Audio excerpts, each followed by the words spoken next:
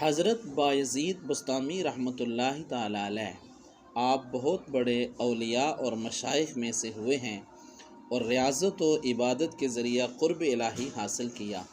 احادیث بیان کرنے میں آپ کو خاص ملکہ حاصل تھا۔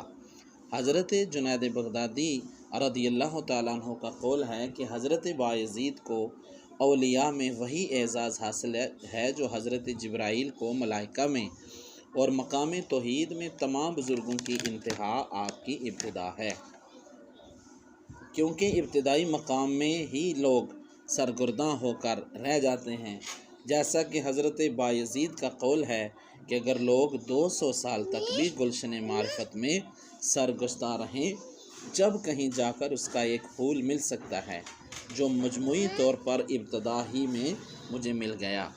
شیخ ابو سعید کا قول ہے کہ میں پورے عالم کو آپ کے اوصاف سے پر دیکھتا ہوں، لیکن اس کے باوجود بھی آپ کے مراتب کو کوئی نہیں جانتا۔ آپ کے دادا آتش پرست تھے اور والد بزرگوار کا بسطام کے عظیم بزرگوں میں شمار ہوتا تھا۔ آپ کی کرامات کا ظہور شکم مادر ہی میں ہونے لگا تھا، کیونکہ آپ کی والدہ فرماتی تھیں کہ جس وقت بایزید میرے شکم میں تھا تو اگر کوئی مشتبہ غذا میرے شکم میں چلی جاتی تو اس قدر بے کلی اور بے چینی ہوتی کہ مجھے حلق میں انگلی ڈال کر نکالنا پڑتی۔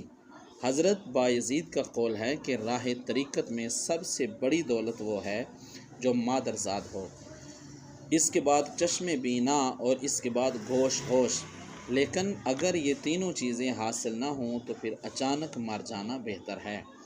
جب آپ مکتب میں داخل ہوئے اور آپ نے سورہ لقمان کی یہ آیت پڑھی کہ انشکر لی ولوالدیک، یعنی میرا شکر ادا کر اور اپنے والدین کا، اس وقت اپنی والدہ سے آ کر عرض کیا کہ مجھ سے دو ہستیوں کا شکر ادا نہیں ہو سکتا، لہٰذا آپ مجھے خدا سے طلب کر لیں تاکہ میں آپ کا شکر ادا کرتا رہوں، یا پھر مجھے خدا کے سپرد کر دیں اور اپنے حقوق معاف کر دیں تاکہ اس کے شکر میں مشغول ہو جاؤں۔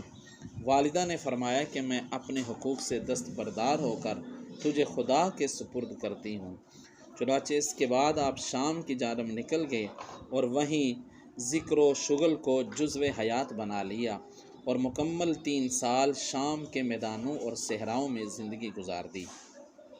اس عرصہ میں یاد الہی کی وجہ سے کھانا پینا سب ترک کر دیا۔ نہ صرف یہ بلکہ 170 مشائخ سے بھی نیاز حاصل کر کے فیوز و برکات حاصل کر کے ان کے فیوز سے سیراب ہوئے۔ انہی مشائخ میں حضرت امام جعفر الصادق رضی اللہ تعالی عنہ بھی شامل ہیں۔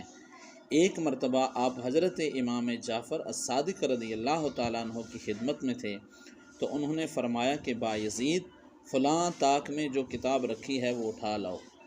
آپ نے دریافت کیا کہ وہ طاق کس جگہ ہے؟ امام جعفر نے فرمایا کہ اتنے عرصہ رہنے کے بعد بھی تم نے طاق نہیں دیکھا؟ آپ نے عرض کیا کہ حضرت طاق تو کجا، میں نے آپ کے روبرو کبھی سر بھی نہیں اٹھایا۔ اس وقت امام جعفر الصادق رضی اللہ تعالی عنہ نے فرمایا اب تم مکمل ہو چکے ہو، لہٰذا بسطام واپس چلے جاؤ